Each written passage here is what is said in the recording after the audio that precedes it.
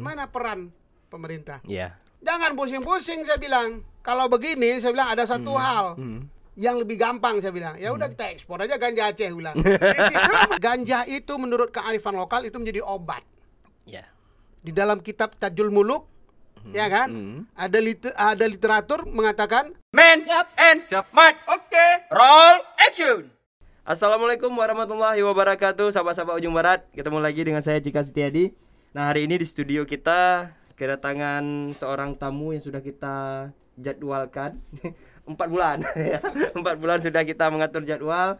Dan alhamdulillah karena kesibukan beliau selama ini, alhamdulillah hari ini sudah bisa berkesempatan untuk hadir di studio kita, Bang Rafli atau lebih dikenal dengan Bang Rafli Kande. Ya, assalamualaikum Bang. Waalaikumsalam Ya, mungkin warahmatullahi wabarakatuh. salamnya nggak gini ya mungkin. Salam gini. Oh boleh gini ya. Oh iya. Kalau nanti di itu lagi. Oh ya, disemprot lagi ya Bang. Iya, Oke. Beliau kalau di Aceh sudah tidak asing lagi. Siapa sih hari ini yang tidak? Ini Pak ya maskernya ini, nggak apa-apa. Iya. Ya. Oke, kita buka aja, nggak apa-apa sih. Boleh. Oke. Di Aceh siapa sih yang tidak kenal dengan yang namanya Rafli ya? Yang dari dulu musik-musiknya, karya-karyanya kita nikmati dari sejak saya masih kecil ya, itu sepertinya. Nah, hari ini beliau sudah menjadi perwakilan kita di DPR dan ini periode pertama beliau di DPR, sebelumnya DPD, ya Bang ya. Ya. Komisi 6 dari fraksi PKS ya. Tapi Bang, kita karena ini pertama Abang kunjungan ke Ujung Barat. Iya. Kita ingin tahu sini Bang sebenarnya.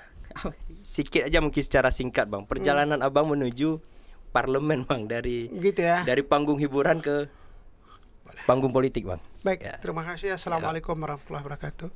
Terima kasih kepada Ananda Rahmat pertama sekali, Iya. inisiator daripada TV ya. Iya betul. Channel Ujung Barat. Ujung Barat. Ujung Barat nama yang juga sangat melengkapi. Iya. Melengkapi posisi keacehan. Iya. Terima kasih para pemirsa semuanya, Ujung Barat Channel TV ya. Kalau saya ceritakan sebenarnya tahun 94 saya itu PNS ya, diangkat jadi PNS. Tapi seni tetap menjadi sebuah bawaan gitu ya. Memang dah menjadi sebuah hobi yang terus dari orang tua. Kemudian 94 saya jadi PNS, tahun 2004 saya resign dari PNS. Saya concern untuk berkarya di bidang seni musik gitu. Saya melihat ada sesuatu yang bisa disampaikan melalui musik. Pada waktu itu kita konflik. Jadi saya bersama dengan para guru-guru kita, ada Bang Mediahu, saya Panton dan semuanya. Kita gelisah melihat persoalan Aceh. Akhirnya kita tuangkan dalam bentuk karya, dalam bentuk musik, dalam bentuk lagu, supaya perasaan keacehan itu dapat dirasakan oleh masyarakat Aceh, juga dapat dirasakan oleh seluruh masyarakat Indonesia bahkan dunia. Karena kita ingin bercerita ada sesuatu yang terjadi di Aceh, yaitu persoalan-persoalan yang kadang berlawanan dengan nurani kemanusiaan. Bahwa perdamaian adalah sebuah cita-cita yang harus kita capai. Nah, inilah semangat karya-karya kita. Jadi tema-tema di dalam karya itu bercerita tentang tema sosial, tentang tema lingkungan dan segala macam. Juga muatan-muatan politik. Muatan politik yang kita maksud adalah bagaimana kita menyuarakan sesuatu didengar oleh pengemban politik, didengar oleh para pengambil kebijakan, bahwa ini adalah sesuatu yang harus kita suarakan. Bagian dari inspirasi masyarakat ya. Iya, bagian daripada aspirasi. Ya, kita berinspirasi melalui aspirasi daripada masyarakat. Kemudian tahun 2004, kemudian karya kita itu tahun 2001 itu muncul ya. Muncul di sana banyak teman-teman yang memberikan sumbangsi pemikiran dan tenaga, support material bahkan moral dan segala macam. Ada Moriza Taher di situ, saya berterima kasih pada Moriza Taher. Kita dibuat album tahun 2000. Kita berproses membuat album solo dan album Kande Group. Nah, kita konsentrasi betul itu. Dari tahun 2001 album itu muncul dan mendapat apresiasi yang bagus karena yang kita ceritakan adalah persoalan kontekstual keacehan. Jadi itu menjadi sambutan yang hangat dari masyarakat. Kemudian tahun berikutnya dari tahun 2001, 2002, 2003, 2004 saya melihat perjalanan dunia berkesenian ini semakin mendapat ruang. Jadi saya juga berkewajiban untuk menugaskan diri saya untuk menyampaikan persoalan-persoalan keacehan itu pada masyarakat melalui media musik, media seni. Kemudian beriring waktu tahun 2014 ya. 2014 tsunami terus saja. Terus saja saya masih concern di dunia seni musik. Seni musik Aceh. Apresiasi semakin meluas ya. Ruang yang saya dapatkan itu semakin meruang gitu ya. Kemudian tahun 2012 saya melihat satu ada panggung politik yaitu namanya Dewan Perwakilan Daerah Republik Indonesia. Sepertinya saya ingin coba masuk ke sana gitu. Saya ingin coba masuk ke sana. Saya ingin membawa pemikiran-pemikiran seni saya begitu, paling tidak ada persoalan-persoalan yang menjadi gelisah saya, baik persoalan keacehan, persoalan semuanya mungkin saya bisa sampaikan melalui media ini. Kalau kemarin media musik, saya sampaikan media melalui panggung konstitusi lembaga yaitu Dewan Perwakilan Daerah Indonesia. Akhirnya 2014 berkat kepercayaan rakyat Aceh, berkat kasih sayang rakyat Aceh semuanya, saya berterima kasih. Saya terpilih sampai berakhir masa jabatan sampai 2019. Kemudian di 5 tahun saya di DPD RI, saya sudah dapat merasakan bagaimana peran saya sebagai mandatori daripada rakyat di di DPD RI, lebih dikenal DPD RI. Saya melihat ada hal-hal kecil yang saya bisa sumbangkan kepada masyarakat, baik pemikiran ataupun yang lain-lain gitu. Kemudian beriring waktu juga saya melihat ada satu panggung lain ini, panggung politik gitu. Ada lagi satu lembaga konstitusi negara. Saya coba masuk ke sana gitu. Alhamdulillah PKS membuka diri. Saya itu bukan kader sebenarnya, tapi jauh sebelumnya dari tahun 2001 ya. Semenjak album saya keluar, itu satu-satunya partai yang selalu pendekatan dengan saya itu Partai Keadilan Sejahtera. PKS, semenjak partai waktu itu masih Partai Keadilan ya, PK sebelum PKS gitu. Nah, jadi teman-teman PKS ini melihat saya dengan karya-karya saya ini kayaknya cocok dibawa ke panggung gitu. Waktu tahun 2001, 2002 dan selanjutnya pada waktu itu diajak ke panggung untuk meramaikan. Wah, ada Rafli nyanyi Hasan Hussein, Hasan Hussein cocok di Nabi gitu ya. Jadi rasa senang, kira masuk. Ternyata Allah mempertemukan saya di ujung tahun 2018.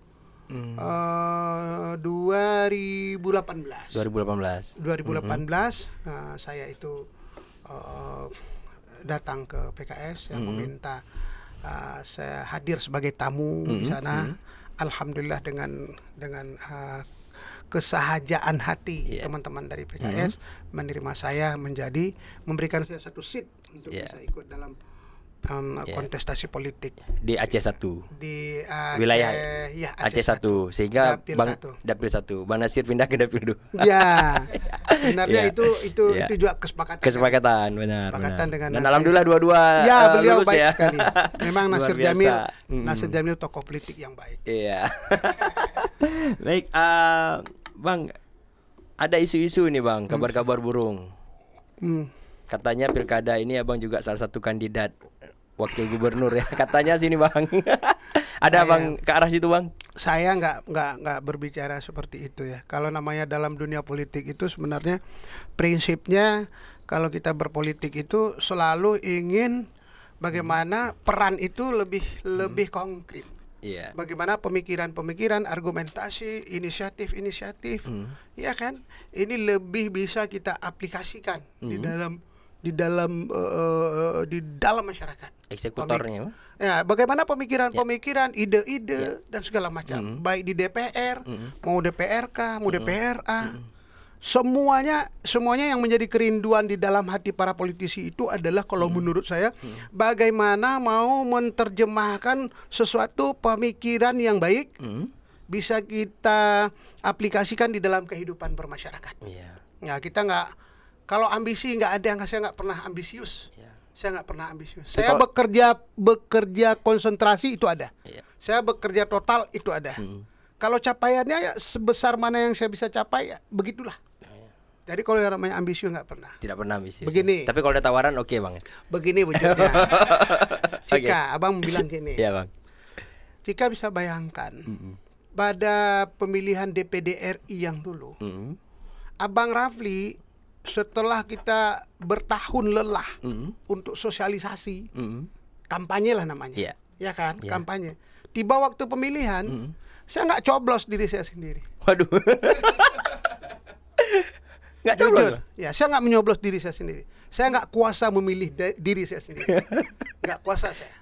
Tapi yang namanya demokrasi, kalau orang memilih saya, ya alhamdulillah. Yang namanya demokrasi, ada ikhtiar untuk membuat orang tertarik dengan pemikiran, ide kita dan segala macam. Betul. Kan itu. Intinya masyarakat mempercayai ya bang. Jadi pada waktu itu saya nggak pilih diri saya sendiri. Tapi Allah berkehendak. Nah disinilah kita harus berpikir sehebat apapun pemikiran kita sebagai manusia, sebagai makhluk, kita harus ingat bahwa skenario Allah itu maha lebih dahsyat. Iya benar. Keberadaan Allah itu maha lebih dahsyat. Jadi maknanya secara filosofi, saya mau buat pengorbanan sedikit pada waktu itu. Saya nggak coblos diri saya. Saya buat pengorbanan itu. Saya coblos orang lain. Saya coblos orang lain. Ya, dengan harapan saya mau berkorban. Berat ini sebenarnya. Karena kalau demokrasi ya 5+1 ya. Iya. 5+1 sudah menang atau kalah. Iya. Tapi alhamdulillah Bang Rafli coblos teman yang lain. Ya ternyata Allah pilih saya. Saya coblos 1. Saya coblos 1. Malah suara saya tuh lebihnya sampai 40.000 daripada nomor yang di belakangnya. Nah, apa susahnya berkorban 1 malah kita mendapatkan 45.000. Rahmat tepuk tangan dulu. Kembali ke tadi bang, tawaran udah ada bang? Oh, nggak seperti itu. Jadi saya pikir ini kalau tawaran dan segala macam gini jawabannya kalau menurut saya ya. Yang saya jawab tadi itu malah lebih penting. Seluruh politisi berpikirnya bagaimana mau mewujudkan pemikiran-pemikiran kita yang baik untuk kemaslahatan umat. Itu saja. Itu saja. Kalau kita bilang itu senior kita banyak banget, sekali. Benar. Banyak sekali. Kalau saya di partai malah Nasir Jamil ini kan lebih tokoh senior, nasional, ya? tokoh senior sekali. Bahkan banyak yang lain-lain. Hebat-hebat sekali. Iya, luar biasa. Ya Rahmat, banyak-banyak berkorban ya untuk mendapatkan ini. Ya benar bang. Karena prinsip pengorbanan, setiap pengorbanan Allah akan jadikan kejayaan. Ya, luar biasa. Kemudian di DPR RI saya lanjutkan sekali. Di DPR RI juga begitu. Saya di DPR RI saya dapat nomor urut 2, Adinda Gufran dapat nomor urut 1. Pada waktu itu saya itu kan kasih sayang PKS memberikan seat 1 supaya saya bisa ikut. Iya kan? Iya. Nah, kasih sayang PKS kebetulan di PKS. Mungkin ada partai lain juga kalau saya apa misalnya. Tapi alhamdulillah Allah jodohkan saya dengan PKS. Pada waktu itu juga saya melihat wah ini hebat sekali. PKS ini saya bukan kader dari awal tapi saya diberi seat. Alhamdulillah. Ya kan ini kan satu hadiah yang sangat besar. Betul. Jadi karena itu hadiah yang sangat besar, saya juga ingin memberikan hadiah yang besar menurut saya. Ya kan, besar ini. Kecil mungkin dilihat orang tapi besar menurut saya. Saya coblos Adinda Gufran pada waktu itu. Oh, kembali seperti DPD dulu ya. Saya coblos Adinda Gufran. Ya, akhirnya Allah berkehendak, Allah pilih saya. Subhanallah. Akhirnya ingin kita ceritakan begini. Demokrasi ini boleh menjadi sebuah keniscayaan sekarang, demokrasi. Tetapi malah lebih menjadi sebuah kewajiban kalau menurut saya adalah bagaimana kita mampu membuat semangat pengorbanan di dalam sebuah kebersamaan politik. Bila ini menjadi sebuah pemikiran, bila ini menjadi sebuah dasar pemikiran, alhamdulillah kalau menurut saya kita bisa mengelola sistem ini dengan semangat pengorbanan tersebut. Ya, artinya di sana tidak ada yang mau mendominasi secara pemikiran, tidak ada mendominasi secara kekuatan kebijakan, kekuatan politik dan segala macam. Tetapi di sini bagaimana menuangkan seluruh pemikiran kita. ya kan, di dalam sebuah persoalan yang ingin kita selesaikan, mari kita musyawarahkan, mari kita diskusikan, mari kita kooperatif bersama rakyat, kita bertanya pada rakyat.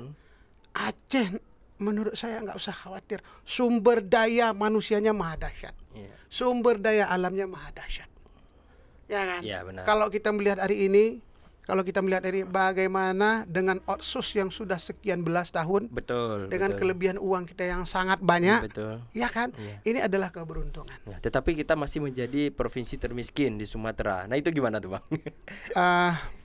Saya nggak mengatakan apa, kalau memang surveinya seperti itu, barangkali ada apa ya? Ada cara pandang untuk melihat ya.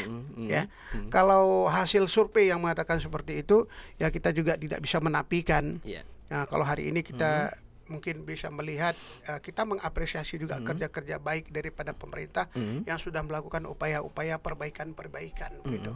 Tetapi kalaupun ada hari ini Aceh menjadi termiskin kembali di Sumatera, ini menjadi cambuk bagi kita bersama.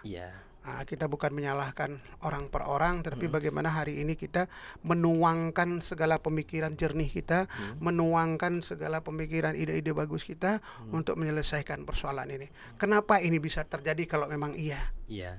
Kan begitu. Kalau memang iya, kenapa bisa terjadi? Kita punya uang yang cukup, kita punya sumber daya manusia yang banyak, kita punya sumber daya alam yang cukup banyak. Apa yang salah dari ini semua? Jadi oleh sebab itu mari kita evaluasi secara bersama. Nah, menurut Abang apa Bang yang salah? Kalau menurut saya hari ini kita melihat ibarat modal yang cukup ya.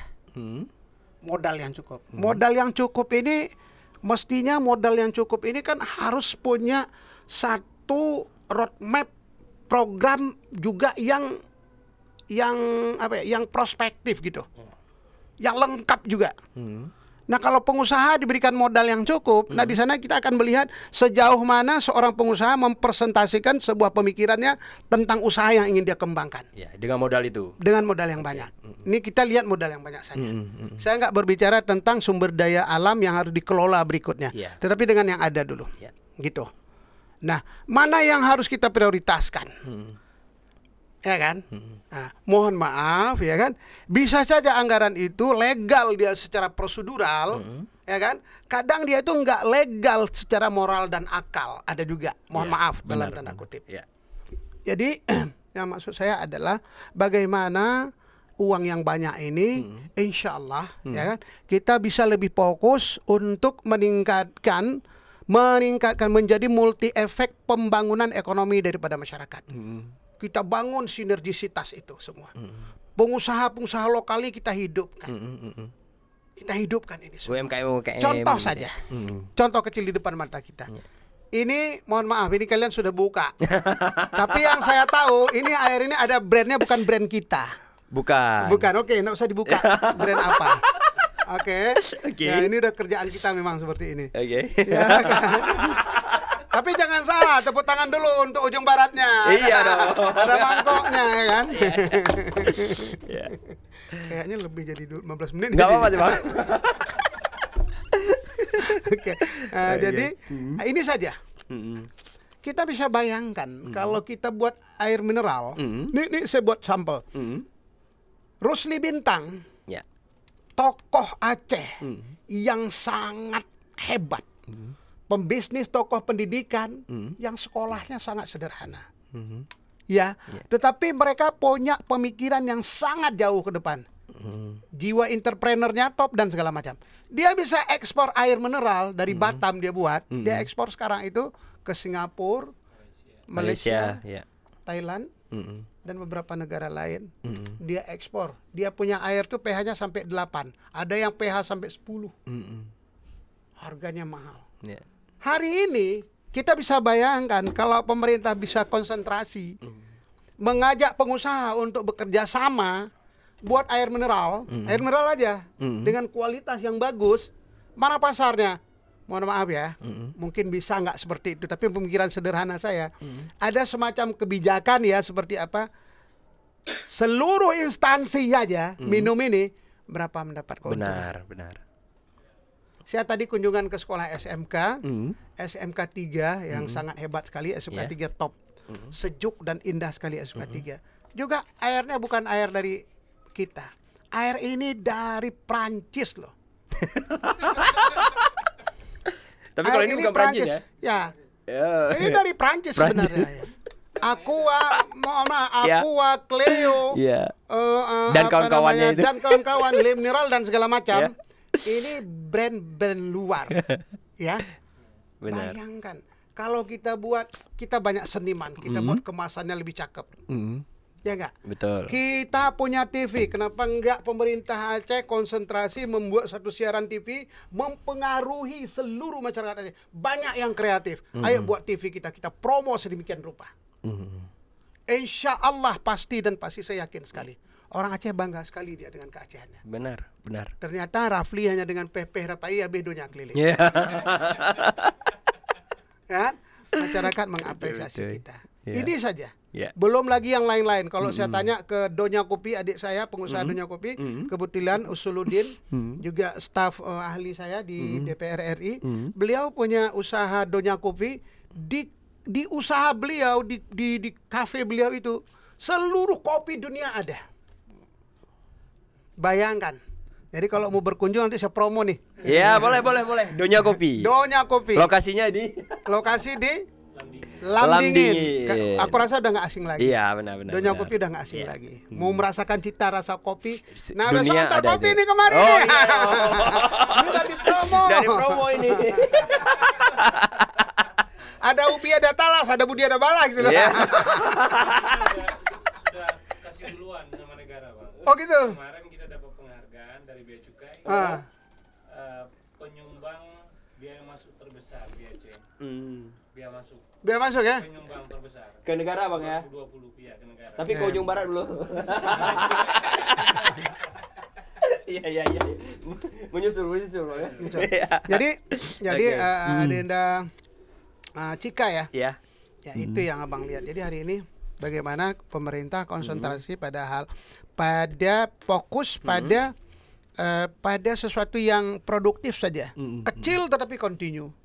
Untuk apa kita besar tetapi tidak continue? Benar. Dan tidak jelas indikatornya. Bahasa Aceh coba ujung. Bukan puci. Oke. Bang. Yang lain-lain lah apalagi. Oke.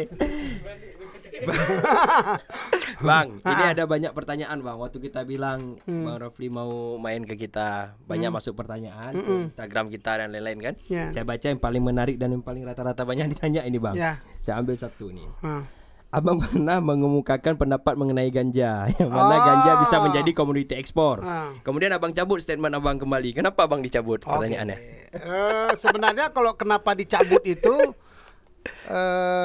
nggak menjadi sebuah bahasan yang menarik menurut saya. Karena begini, prinsipnya kerja politik itu setiap yang disampaikan setelah itu menjadi milik publik. Itu dulu. Jadi pekerjaan politik wabil khusus tentang ganja ini adalah pekerjaan politik awalnya, tetapi yang perlu kita kaji adalah bagaimana apa yang menjadi semangat dasar seorang Rafli mengusulkan ganja menjadi kebutuhan medis. Iya. Itu dulu. Boleh. Itu dulu. Nah, sekarang kan sudah menjadi milik publik ini. Iya. Ya kan? Nah, ini semangat dasarnya dulu. Nanti semua bicara tentang itu apa sebenarnya semangat dasarnya. Pertama sekali semangat dasarnya adalah ganja itu menurut kearifan lokal itu menjadi obat. Di dalam kitab Tajul Muluk, ya kan? Ada literatur mengatakan, ada literasi menegaskan bahwa ganja itu menjadi untuk obat. Di negara-negara yang luar, negara-negara yang sudah maju, mereka sudah mengolah ganja untuk menjadi kebutuhan medis. Dan WHO pun sudah mencabut ya. Baru-baru ini WHO sudah mencabut. Nah, semangat saya adalah, ya kan, bagaimana kalau memang ini kita itu nyangkut tentang regulasi, ganja masih masuk golongan 1, ya udah buat kajian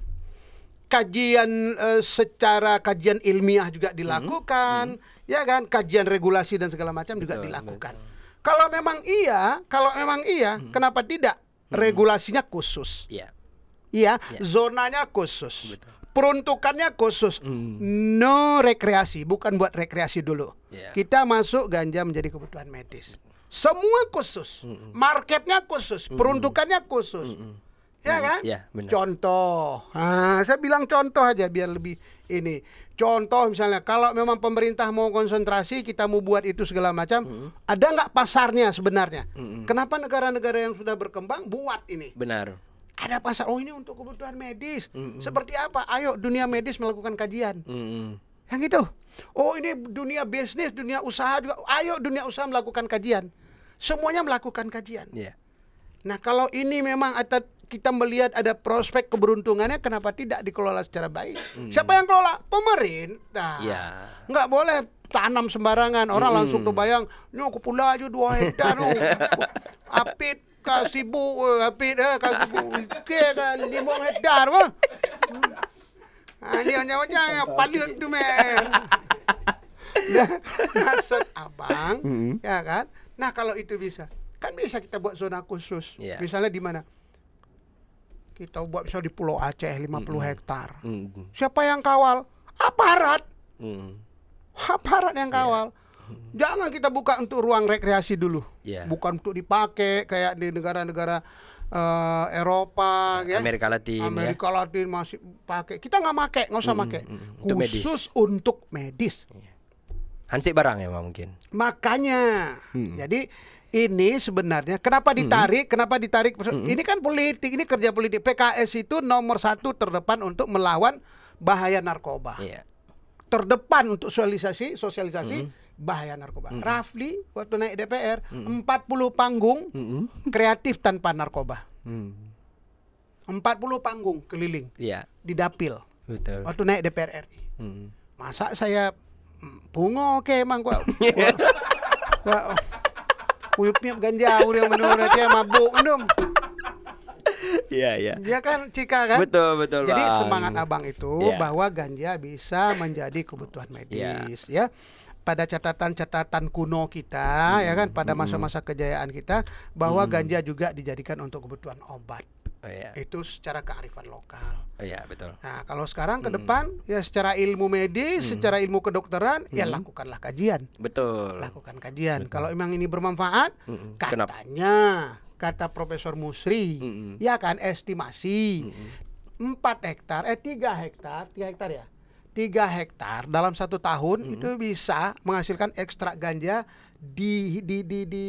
dijumlahkan dalam bentuk uang itu hampir 3 triliun katanya. Nah, kalau memang itu seperti itu, kemana ini? Ayo lakukan kajian, jangan suuzon dulu. Kita ini out of the box, kita out of the bicara aja out of the box. Ya kan? Begitu kita semua out of the box. Oh, kita harus berpikir di luar kotak-kotak mana. Begitu kita sampaikan sedikit ya kan? Bukan di luar kotak pun ya kan? Cuma media dalam membuat judul statement abang itu kan seakan-akan begitu kita baca, wah ini politisi dari Aceh ini udah gila nih mungkin. baru jadi DPR ini udah minta melegalkan ganja nih. Padahal nggak dibaca bahwasanya itu hanya untuk medis, untuk kebutuhan medis gitu. Satu lagi Cika, waktu itu semangat abang begini. Abang kan lagi rapat dengan Kementerian Perdagangan. Kita rapat membahas tentang perjanjian perdagangan bebas dengan Australia dan beberapa negara lainnya. Jadi di dalam rapat yang terus rapat itu melelahkan rapat itu. Soalnya membuat perjanjian perdagangan nggak gampang. Ya kan, basic abang mau sekolah manajemen dunia usaha kalau di kuliah. Saya dunia usaha, manajemen pemasaran. Saya sempat kuliah di sana dulu. Jadi bayangan saya kalau kita buat perjanjian perdagangan bebas, pertanyaannya produk kita yang mau kita jual ke luar negeri, ke negara orang tuh apa aja? Ini bebas loh, dia bebas jual ke kita, kita bebas jual ke dia. Nggak ada biaya-biaya lagi. Biaya ini, biaya itu, pajak-pajak nggak ada. Udah masuk aja. Lomba-lomba kuat. Aku buat ini, aku jual ke negara kau. Kau buat, kau jual pula ke negaraku. Kan gitu. Ya kan, aku baca pasar apa suka rakyat kampung kau. Kayak gitulah bahasa Aceh. Ya kan, ke suka apa biar aku buat. Aku suka apa ke buat. Itu bahasa Api tuh, Api Pudin. Ada orangnya sini. Ya kan, jadi dijawab sama mereka, sama kementerian bilang, kok nggak salah abang pada waktu itu ada produk kita sekitar 40 sekian. 40 sekian. Itu yang mampu masuk pasar modern dan pasar tradisional. Umumnya pasar tradisional lah kita bilang itu. Yang masuk pasar tradisional. Kok pasar modern kan bicara tentang tahap apa elektronik segala macam ya kan. Benar. Mana lah orang-orang kita begitu pandai ya dikit udah nggak dapat support dari pemerintah orang kita. kan biasanya gitu. Betul. Biasanya. Akhirnya dibeli sama negara lain. Akhirnya kita minum lagi minum air putih orang nih.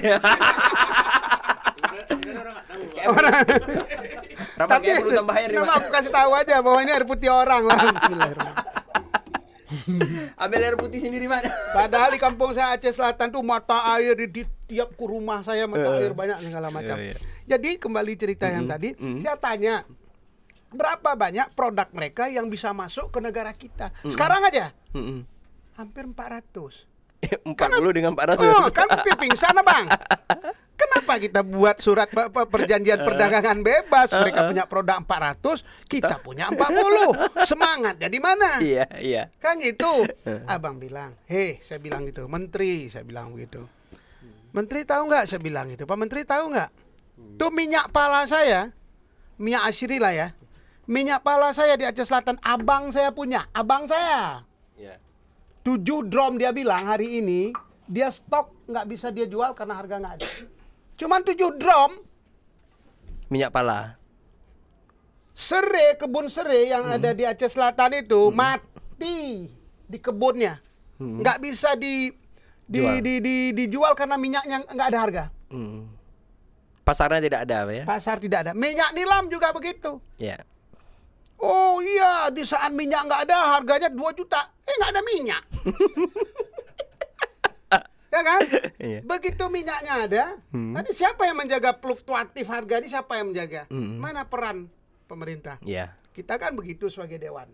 Fungsi kita fungsi kontrol. Iya, betul. Saya bilang gitu. Jangan pusing-pusing saya bilang. Kalau begini saya bilang ada satu hal yang lebih gampang saya bilang. Ya udah kita ekspor aja ganja Aceh bilang. Itu pertama berarti. Itu pertama. Yang saya maksud ekspor itu ya itu dia tadi. Untuk kesehatan. Ada prosesnya tadi itu. Medis ya. Untuk ekstrak ganja untuk kebutuhan medis. Betul. Oke, Bang. Kita tinggalkan dunia perpolitikan sedikit nih, Bang. Berhubung air juga sudah dikasih sama Rahmat yang lebih besar nih, Bang. Tenang, Mat, nanti kita makan siang, Mat. Bapak yang bayar, Mat, tenang, Mat. Oke, Bang, ini Bang, banyak teman-teman di dunia kesenian di Aceh ini khususnya, Bang. Apalagi kemarin masa Covid dan ini sudah mulai bangkit kembali. Mungkin ada pandangan Abang bagaimana cara industri kreatif dan dunia kesenian di Aceh ini biar kita bisa bangkit dan bersaing dengan nasional, Bang, bahkan internasional lah gitu. Nah, karena kan kita tahu apalagi semasa Covid ini banyak seniman-seniman kita yang gulung tikar lah gitu ya. Kan ini Bang, ada panggung ya. Benar, Bang. Dan ini kan kita sudah kembali menuju berangsur membaik gitu. Pulih ya. Iya. Ya sebenarnya begini, hal yang pertama sekali adalah kita sebagai seniman itu memang sudah harus apa ya? Kita harus bismillah tuh, menjadi seniman tuh bismillah. Menjadi seniman itu kan udah tugas kita. Karena kenapa? Gen kita memang sebagai seniman. Sebagai seniman apapun ceritanya harus berkarya. Kalau nggak berkarya bukan seniman. Ya, seniman harus berkarya. Bila tidak berkarya berarti bukan seniman. Berkarya walaupun tanpa dibayar, Bang? Nggak ada urusan dengan bayar. Nggak ada urusan. Okay. Karya itu menjadi sebuah kewajiban. Iya. Karya itu gelisah hati. Jadi gelisah hati itu untuk melahirkan sesuatu. Nah itulah karya. ada aja yang kita mau sampaikan, ada aja yang kita mau gubah, ada aja yang kita mau proses. Karena kegelisahan hati. Kegelisahan hati kita mau bilang apa ini? Apapun. Nah, itu satu dulu. Kemudian kita hubungkan dengan keadaan. Keadaan hari ini. Nah, keadaan bila diingat munculnya lagu Anak Yatim, tulisan hebat yang dibuat oleh seorang media host yang saya angkat di dalam sebuah lagu yang diatur dalam sebuah komposisi musik yang apik oleh Morza Taher, itu juga lahirnya di saat konflik, di saat masa sulit. Nah, masa-masa sulit ini marilah kita berkarya. Abang Rapi sudah buat lagu Pulih, ya kan? Jauh sebelumnya kita buat lagu Pulih. Nah, pulih ke zat, pulih siput, pulih nyawa ngasare tubuh lun ya Allah. Pulih kulit, boleh asa urat tulang lon ya Allah. Pulih ate jantung limpa, parungan petlon ya Allah. La ilaha illallah Muhammadur Rasulullah. Pulih darah gapah utak, ingat minyak lon ya Allah. Pulih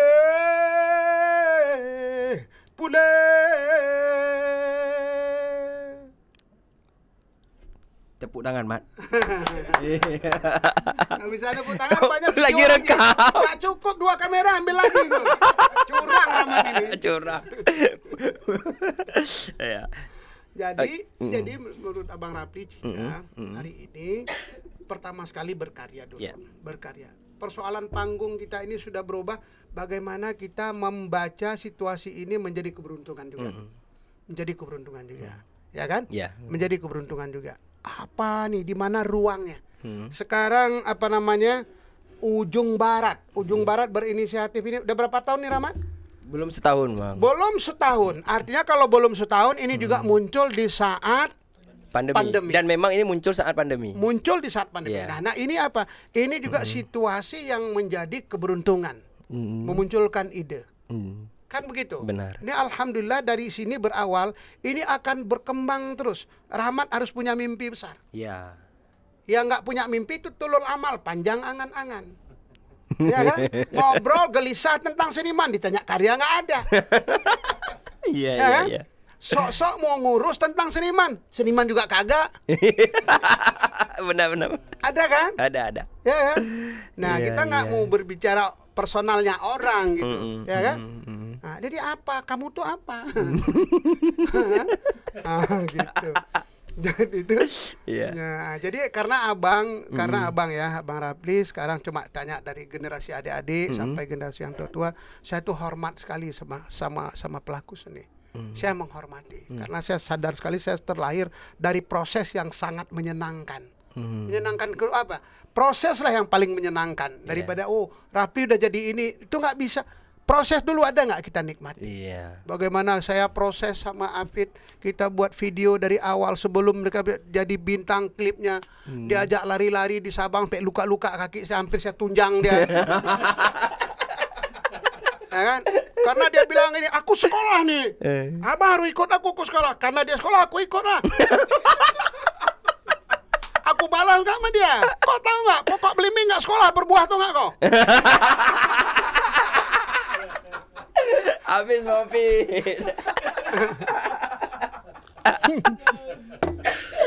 Baru betul nggak Bang? Nah itu aku bilang. Nah, jadi aku pikir, Abang pikir situasi ini harus kita kelola gitu. Bagaimana situasi ini menjadi keberuntungan juga, Adinda. Ya nggak bisa kita main ini, bisa bicara lain. Kemudian ada lagi hal yang lebih penting menurut Bang Rapli, bagaimana juga pemerintah hari ini, kemarin tuh ada program ya, kalau nggak salah ya Fit ya, ada ya, program. Jadi kita berharap program ini adalah program yang continue. Bagaimana dunia berkesenian ini betul-betul berkesinambungan. Dia nggak sifatnya hanya situasional, bukan sifatnya hanya apa namanya jangka pendek, ya kan?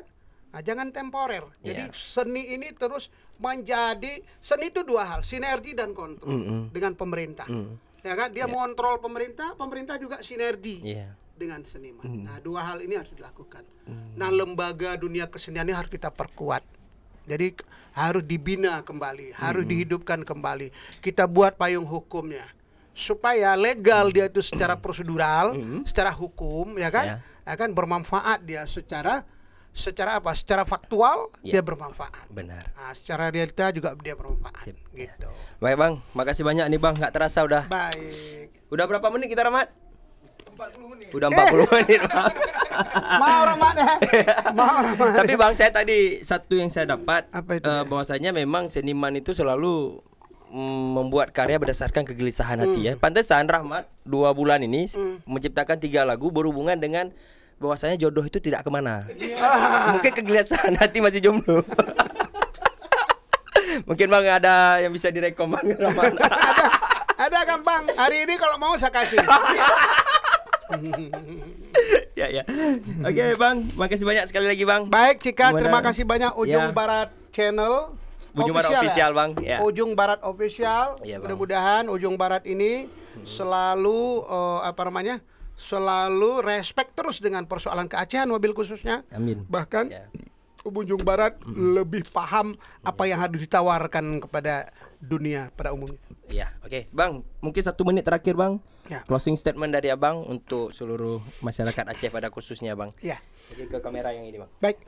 Alhamdulillah, Assalamualaikum warahmatullahi wabarakatuh. Saya Rafli Kande, saya ingin menyampaikan bahwa masa-masa sulit hari ini menjadi menjadi hal yang tidak mau tidak mau kita harus berhadapan dengan masa ini.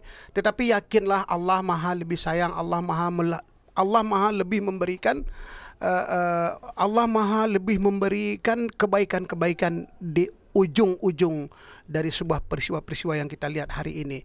Marilah kita terus beradaptasi dengan kondisi ini. Marilah kita terus berpikir produktif yang insya Allah di dalam masa-masa sulit ini Allah akan berikan kemudahan. Yakinlah pada Allah, Allah akan selesaikan masalah-masalah kita. Salam kasih sayang dari saya, Rafli Kande, untuk seluruh masyarakat Aceh. Amin ya Allah, amin ya Rabbal Alamin. Amin ya rabbal alamin. Assalamualaikum warahmatullahi wabarakatuh. Waalaikumsalam warahmatullahi wabarakatuh. Terima kasih Bang sekali lagi. Mudah-mudahan ini bukan kunjungan Abang yang terakhir kali kemari, Ya, insya Allah. dan ada pertemuan-pertemuan kita selanjutnya. Dan jangan lupa share, like, Oh ya, jangan lupa subscribe, Iya. ya, like and comment. Iya, Ujung Barat Official. Official. Oke, baik. Wabillahi taufiq wal hidayah. Wassalamualaikum warahmatullahi wabarakatuh.